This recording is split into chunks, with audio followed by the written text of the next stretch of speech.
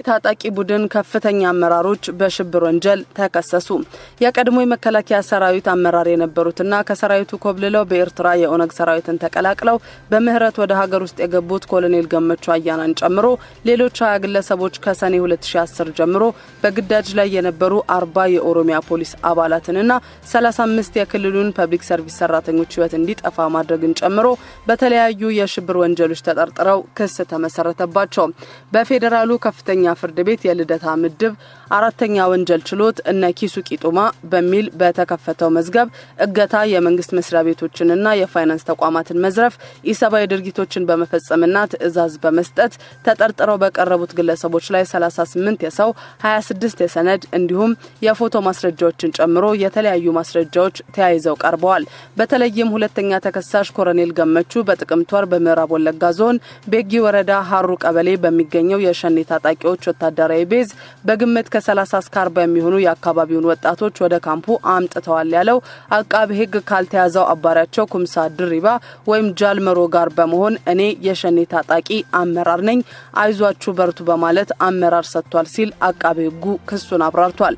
በተመሳሳይም ቡድኑ በታህሳስ 2011 ባደረሰው ጥቃት 2 የፊንጫ ስኳር ፋብሪካን በመጠበቅ ላይ የነበሩ የፌደራል ፖሊስ አባላት ከተገደሉና ሌሎች 2 ከቆሰሉ በኋላ ለሁለተኛ ተከሳሽ ኮሎነል ገመቹ የስልክ መልእክት እንደደረሳቸውና እሳቸውም እርምጃው ተገቢ ነው፣ በሽምግልና የሚገኝ ነጻነት የለም በማለት ገልጸዋል ተብሏል። 7ኛ ተከሳሽ የሆኑት የመንግስት ሰራተኛዋ በሐዋ ገላን ሆስፒታል አምቡላንስ የተለያዩ በግዚቢትነት ላይ የነበሩ ትጥቆች በቡድኑ ተዘርፈው እንዲወሰዱ አመቻችተዋል በሚል ክስ ተመስርቶባቸዋል።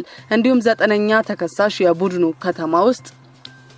9ኛ ተከሳሽ የቡድኑ የከተማ ውስጥ እርምጃ ወሳጅ ቡድን አቶ ቶርቤ አባል በመሆን በነቀምቴ ከተማ ካቢኔ አባላት ላይ ግድያ ለመፈጸም ግዳጅ በመውሰድ በታህሳስ 16 2011 ህይወታቸው ያለፈውን የካቢኔ አባል የሆኑትን አብደና ደኑሽን ከአባሪዎቻቸው ጋር በመሆን በነቀምቴ ኢትዮጵያ ሆቴል አካባቢ ገድለዋል በሚል ክስ ተመስርቶባቸዋል።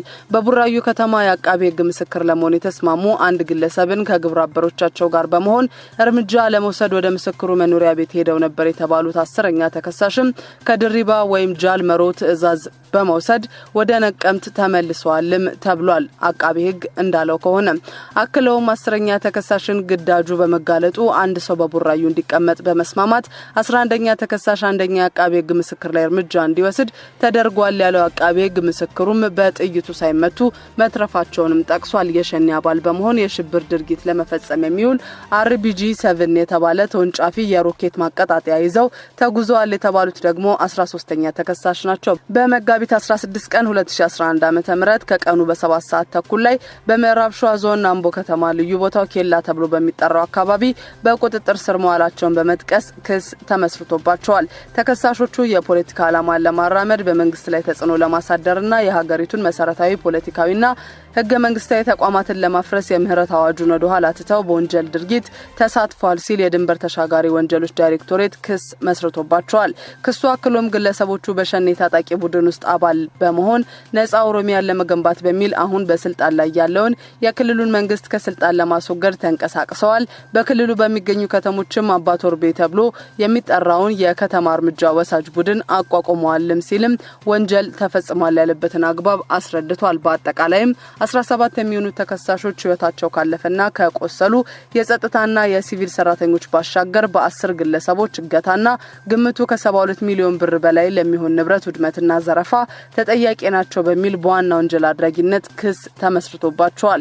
ቀሪ 3 ግለሰቦችም የቡድኑን ሐሳብ እያወቁ ገንዘብ በማሰባሰብ እርዳታ ያደረጉ ናቸው። በቄለም ወለጋ ዞን በሐዋ ገላን ወረዳ ስም በሚጠራ ሆስፒታል የሚገኝን አምቡላንስን ለታጣቂ ቡድኑ ዓላማ እንዲውል በማድረግና በተለያዩ መጓጓዣ ዘዴዎች ምግብ፣ መድኃኒትና ሌሎች ስንቆችን ሲያቀርቡ ነበር በሚል በአባሪነት ክስ ተመስርቶባቸዋል። ተከሳሾቹ ባነሱት የዋስትና ጥያቄ ላይ አቃቤ ሕግ ባቀረበው ተቃውሞ ፍርድ ቤቱ በጉዳዩ ሁለቱን ወገኖች ካከራከረ በኋላ በሽብር አዋጁ መሰረት የዋስትና መብታቸውን በመከልከል በማረሚያ ቤት ሆነው ክሳቸውን እንዲከታተሉ ሲል ወስኗል። ተከሳሾቹም ጠበቃ ይዘው ለመቅረብ በጠየቁት መሰረት በመጨረሻው ቀጠሯቸው ነሐሴ 24 ቀን 2011 ላይ ጠበቆች አቁመዋል። ጠበቆቹም ክሱን አንብበውና ተዘጋጅተው ለቀጣይ ቀጠሮ የክስ መቃወሚያቸውን ይዘው ለመቅረብ ባቀረቡት መሰረት ፍርድ ቤቱ ከረፍት ሲመለስ ለጥቅምት 12 2012 ቀን ቀጠሮ